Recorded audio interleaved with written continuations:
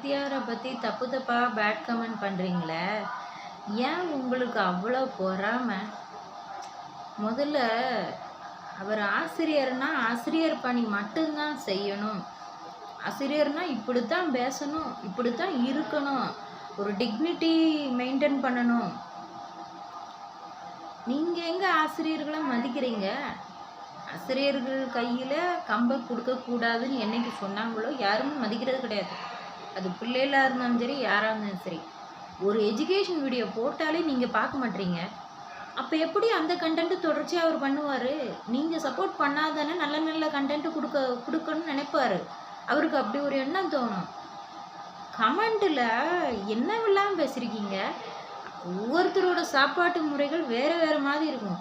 இப்போ ஒருத்தவங்க நான்வெஜ் சாப்பிட்றாங்கன்னா, நான் வெஜிடேரியன் சாப்பிடுவேன், அவர் நான்வெஜ் சாப்பிட்றாரு. அதனால இவர் நான்வெஜ் சாப்பிட்ற